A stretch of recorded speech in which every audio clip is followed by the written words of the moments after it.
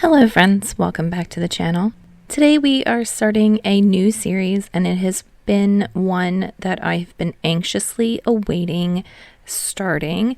I put it off for the longest time, but I finally decided that you guys wanted Kiribaku, you wanted a long fic, and this is the longest one that I have, I think, that is Kiribaku to record. So today we are starting Quote Love Unquote by New Amsterdam. It is a T-rated fic with no archive warnings. It is a My Hero Academia fanfic, and the relationships in here are Bakugou Katsuki and Kirishima Eijirou, and other minor background relationships. The characters in this fic are Kirishima Eijirou, Bakugou Katsuki, Ashido Mina, Kaminari Denki, Jiro Kyoka, Uraraka Ochako, Sero Hanta, Aoyama Yuga, Yaozuozu Momo, Todoroki Shoto, Midoriya Izuku, Sato Rikido, Ida Tenya, Yamada Hisashi, present Mike, Tokuda Mirio, Amajiki Tamaki, Kayame Nemori, Midnight, Yagi Toshinori, All Might, Aizawa Shota, Eraserhead, Fukugado Emi, Miss Joke, Shindo Yu, Utsushimi Kami, and Shinso Hitoshi. The tags for this fic are AU celebrity, musicians, actors, entertainment industry, celebrity crush, fake/pretend relationship, mutual pining, and slow burn. I think when I add this one to AO3, I'm going to add like a lot more tags for this because there are so many tags that would be so good with this fic, but that's just like a little side note. This fic is 135,781 words, and it's 28 chapters. So like I said, this is a long one. You guys have been asking for it. I'm going to do this one in 27 parts because the chapters are a bit on the longer side, but chapter 28 is fairly short. It's almost like an epilogue, and it's pretty tiny. So I don't want to make you guys wait a whole extra week for another tiny one like I did with Idiot Swipe Left, so we're not doing that this time. All right, here is the summary for Quote Love Unquote by New Amsterdam. Sero nods. It's the chance of a lifetime, really, he says. We want you to date Bakugou for the sake of his reputation with the press. Some public appearances, a few candid photos, for at least a couple months. Bakugou sent you to ask me to date him? Kirishima asks, baffled. Of course not. We, his people, are asking you to date him.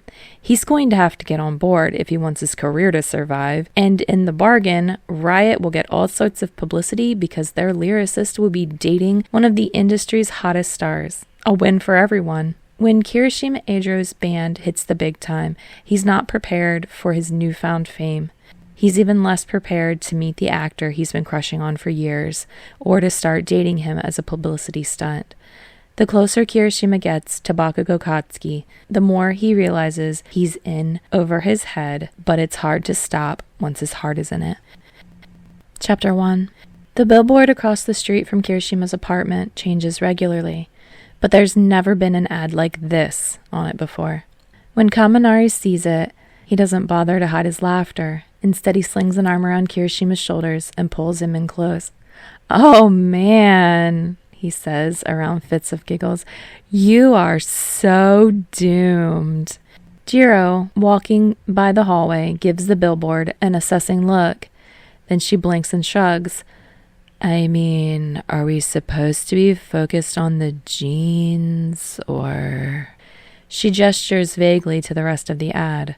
It's only Ashido who tries to offer any comfort.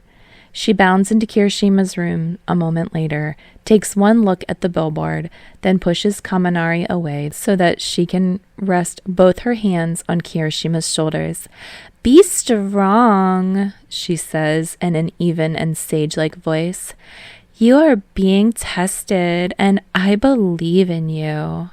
Her words would probably mean more if Kirishima didn't hear her laughing about it in the hallway a few minutes later. So, his friends?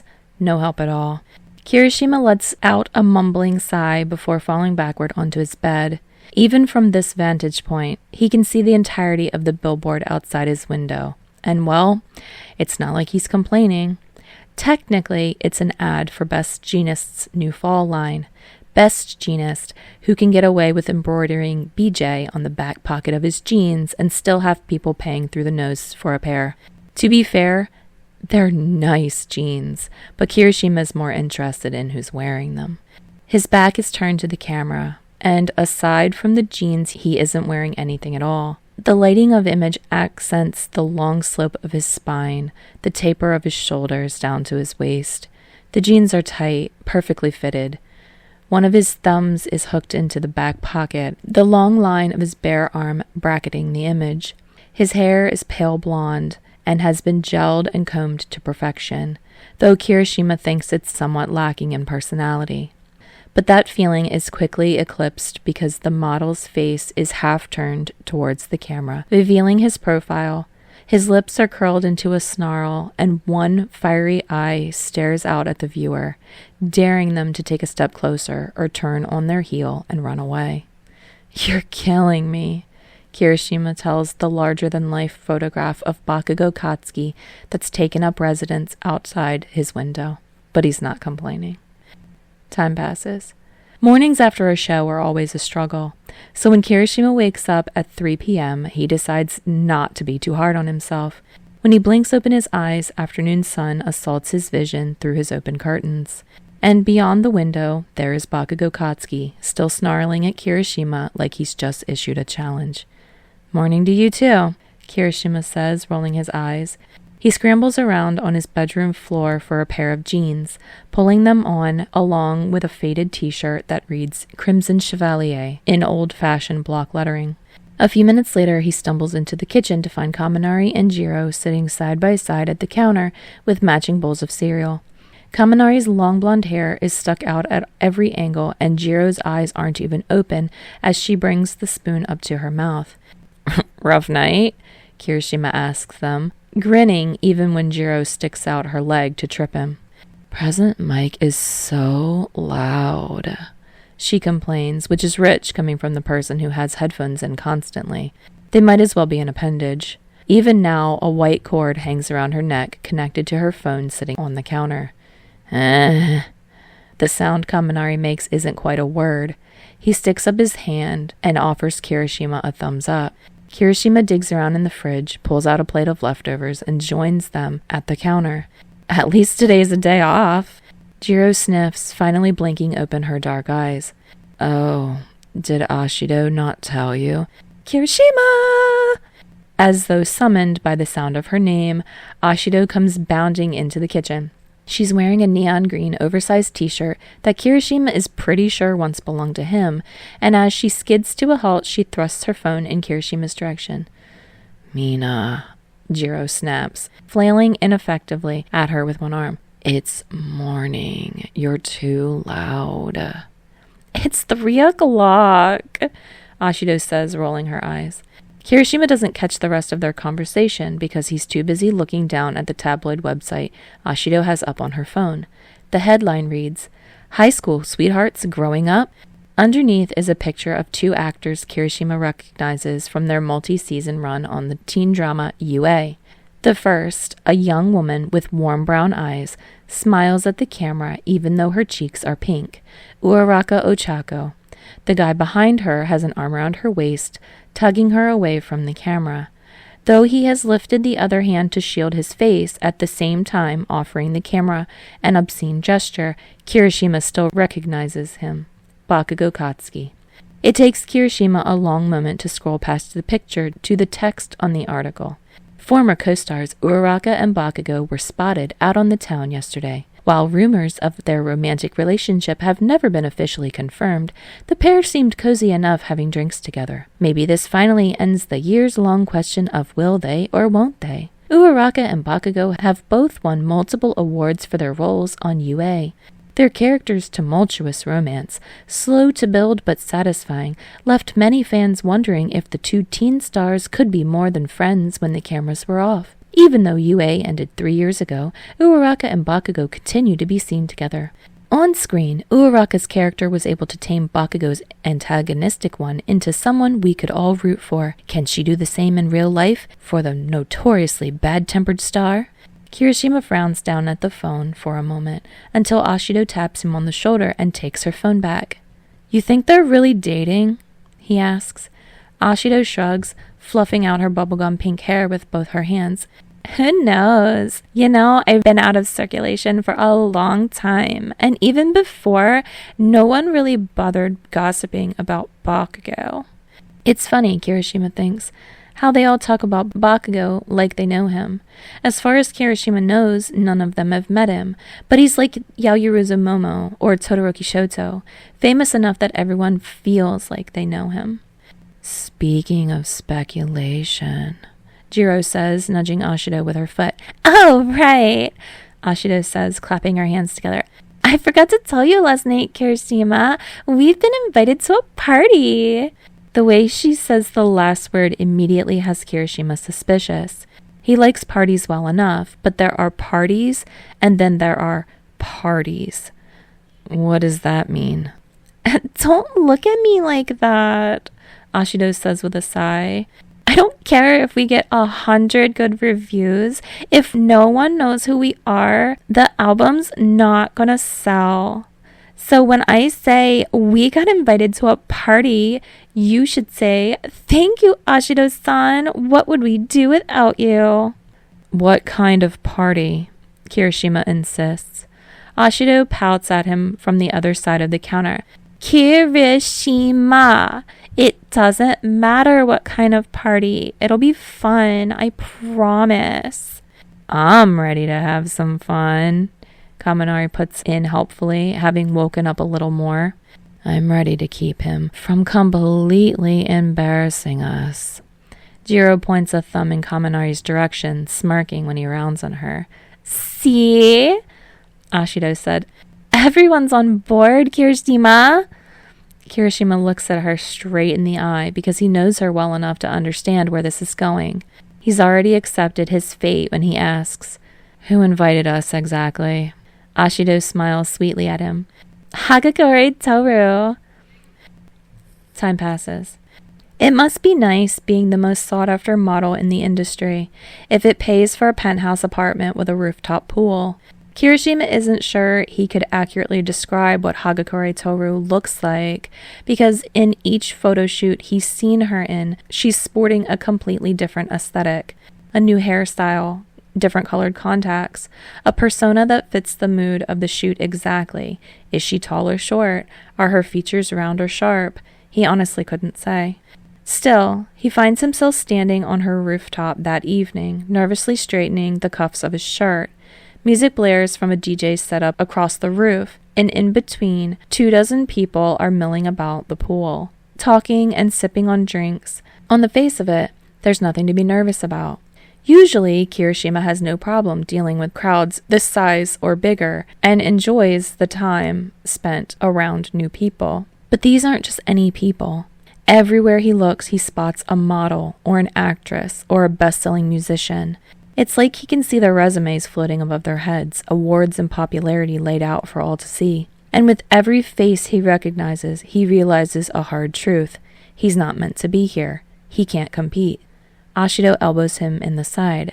You look like you stopped breathing, she says out of the side of her mouth. What's wrong? Kirishima tries to offer her a smile. She certainly looks the part herself. Pink hair and brilliant smile, a leopard print miniskirt with the air of confidence that can't be faked. Ashido Mina was meant to be in the spotlight.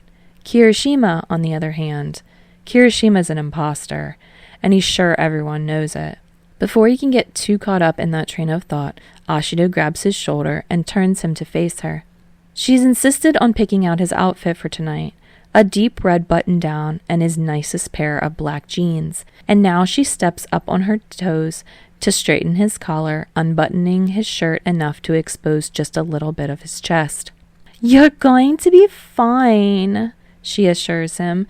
Seriously, you better be, because if you ruin this for us, I'm going to tell everyone what your natural hair color is. Kirishima's cheeks immediately turn the same furious red as his hair. Ashido, She claps her hands against his cheek. Just kidding, mostly. But really, go talk to someone. Make a friend. You're good at this stuff. Maybe I'll just stick with you a little longer. Kirishima's cut off as Ashido cranes her head over his shoulder, letting out a tiny gasp. Oh my, Kirishima, it's Sero. Wait, seriously?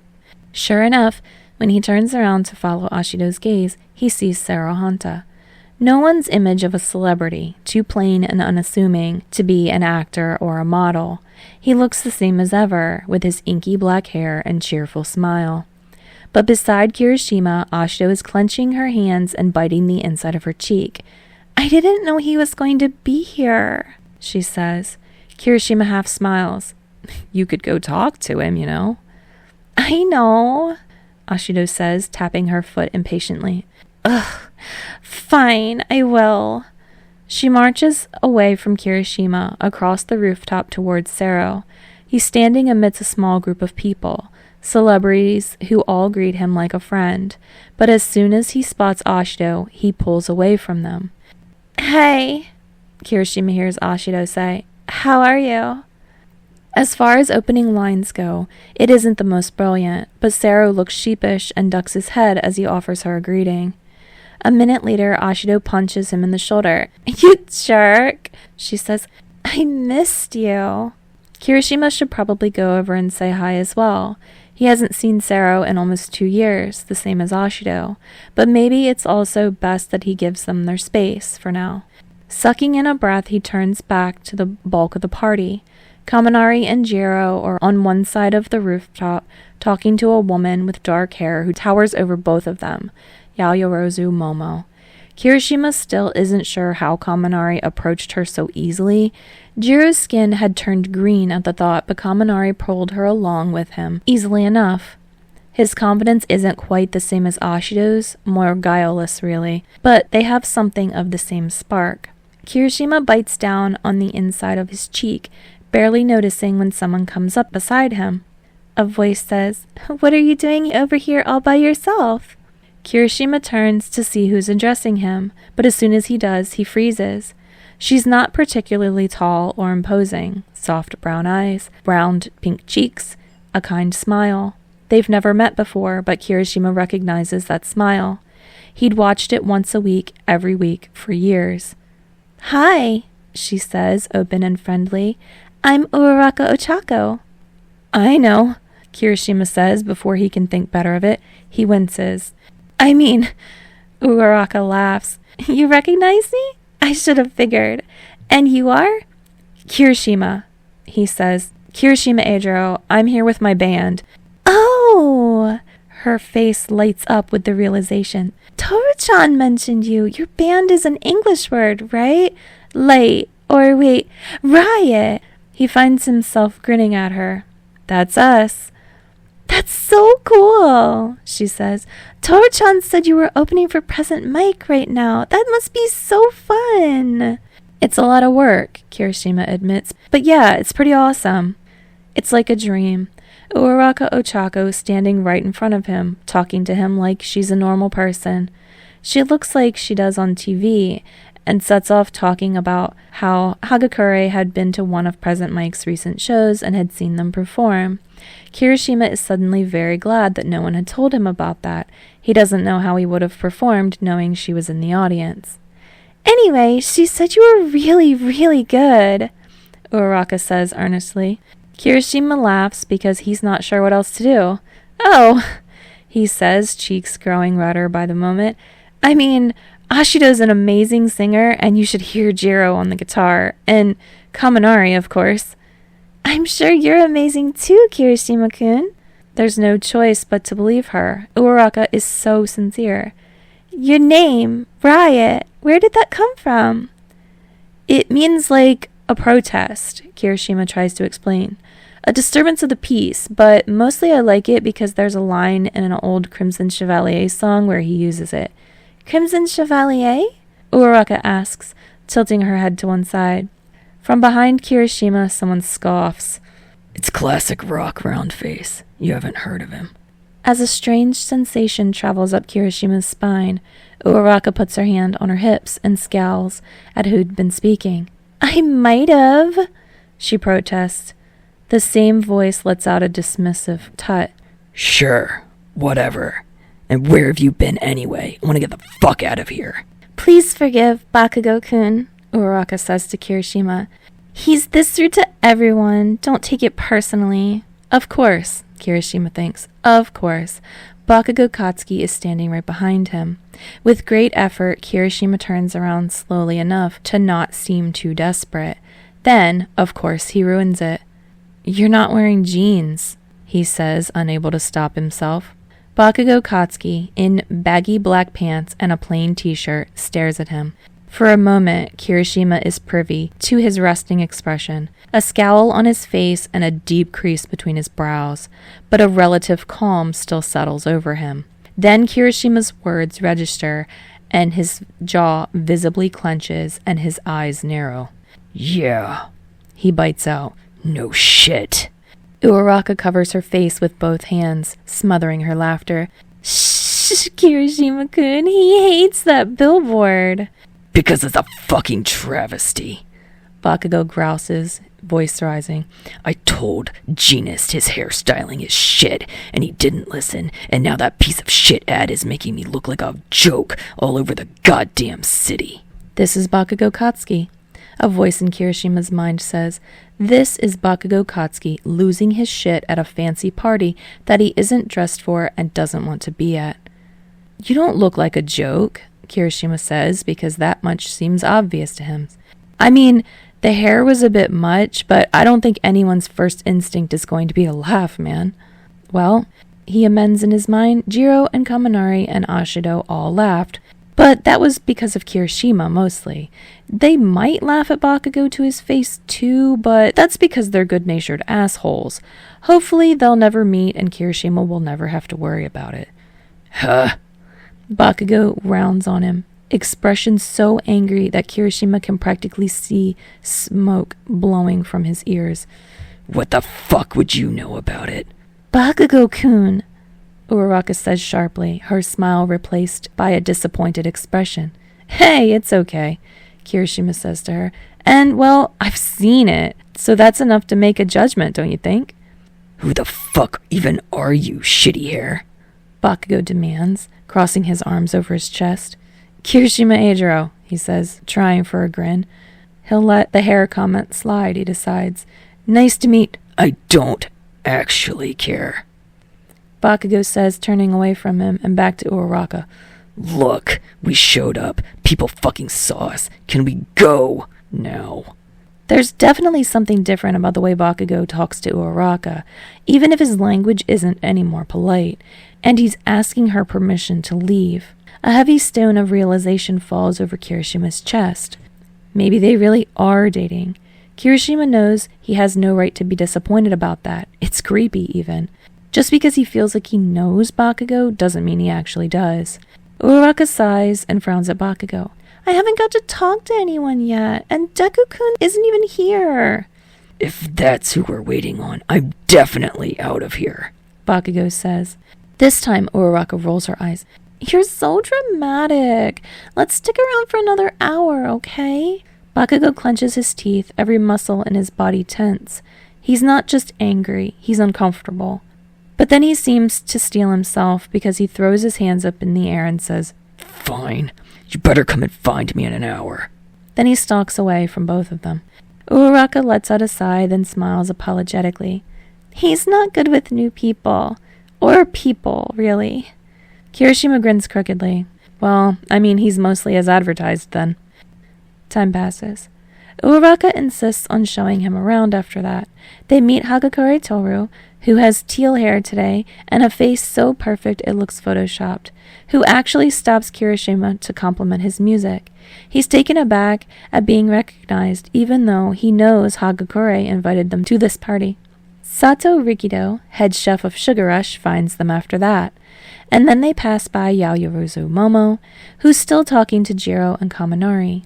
It's a dizzying whirlwind of introductions and conversations, and Kirishima can barely keep up. Who's that with Sero-kun? Uraraka asks, cupping one hand over her eyes to see.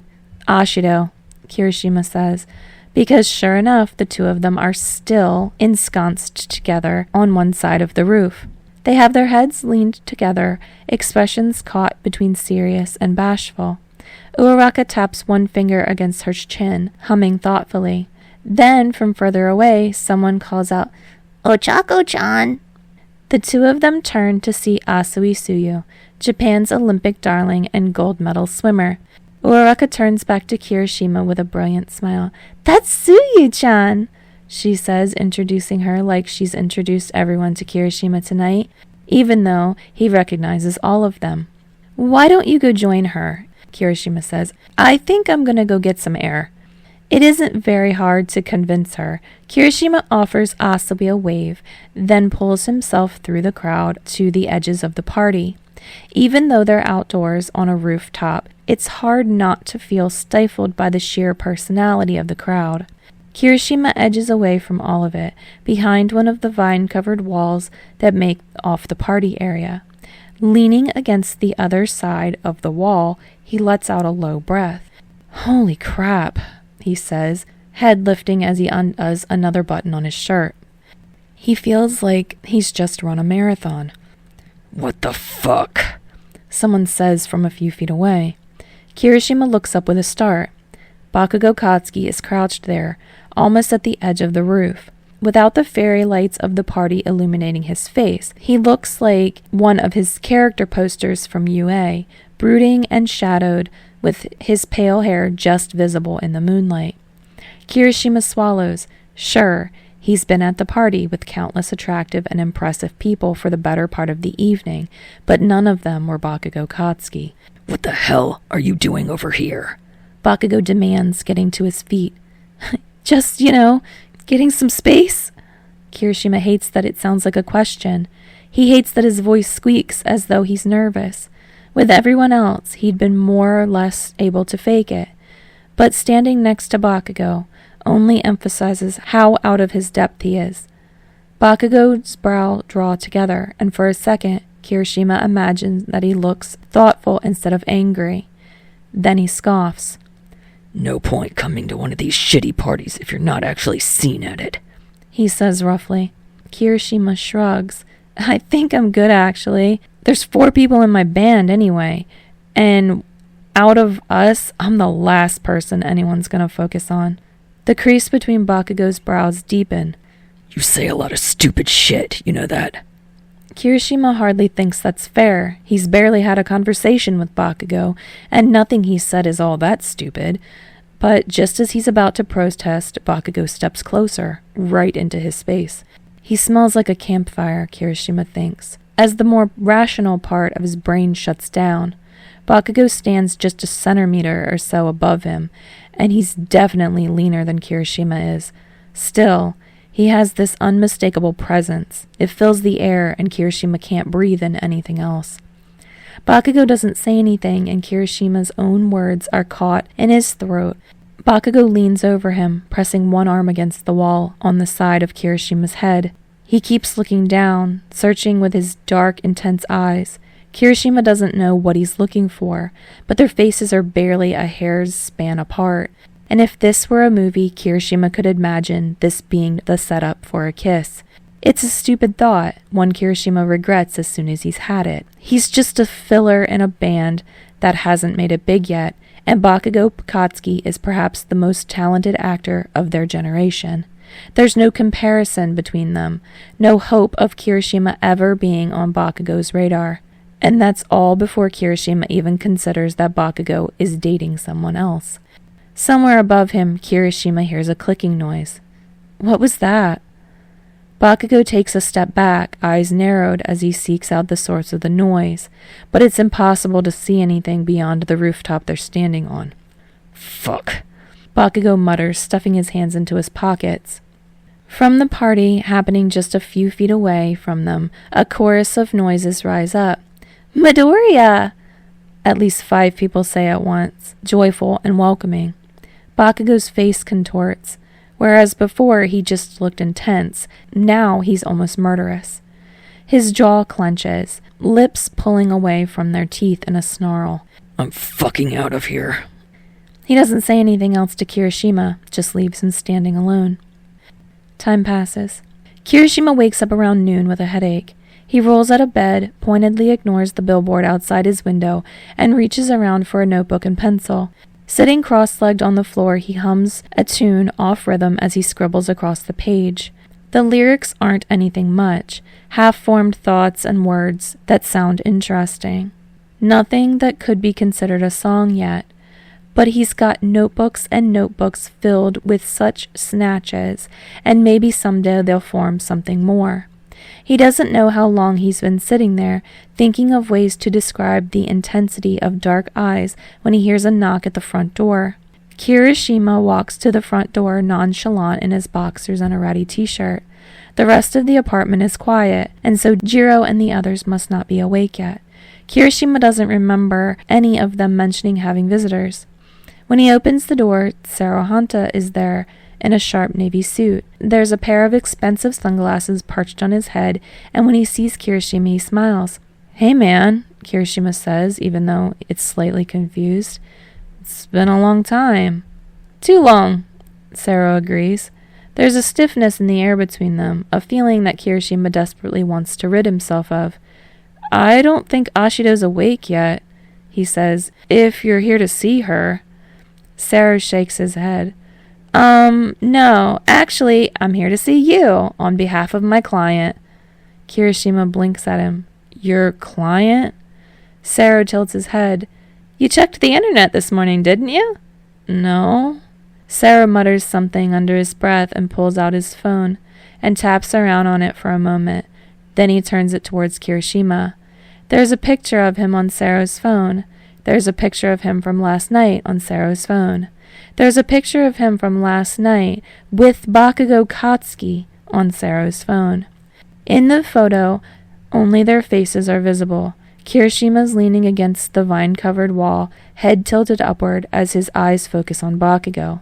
With his spiky red hair and pale scar above his eye, even the gleam of his teeth, it's unmistakable. It can't be anyone but him. Standing over him is Bakugou, looking down with narrowed eyes, his lips slightly parted. There's no more than a hair's span between them. They look like they're about to kiss. Across the image, blocked letters ask, "Bakugou Katsuki's new leading man?" "Holy shit," Kirishima says because he doesn't know what else to do. Sero smiles at him, all straight teeth. Suddenly Kirishima's not so sure he's dealing with an old friend. "Anyway," Sero says, "I'm Bakugou-san's agent. I'm here on behalf to deal with this situation." Kirishima wonders if it's too late to go back to bed. All right, friends, there's end notes for this chapter. New Amsterdam has like one song that kind of is the vibe of the chapter that goes along with each one, and this one is Out of My League by Fits and the Tantrums. I'm going to have a Spotify playlist that has the entire playlist all set, and it'll be in the description of each video moving forward, so there's that as well. I hope that you enjoyed this first chapter. I really love this. I don't remember if I said it in the beginning, but I definitely was thinking it. This is one of my favorite fics, and I reread it constantly, and I'm so excited to be sharing it with you. I know there's already a PODFIC of this one out there on YouTube and on Spotify, but it's my favorite, and I really wanted to record it for me, but since I'm recording it for me, I might as well share it with you. So anyway, if you guys enjoyed this one and you come back and join me for the next one, I'll see you next time.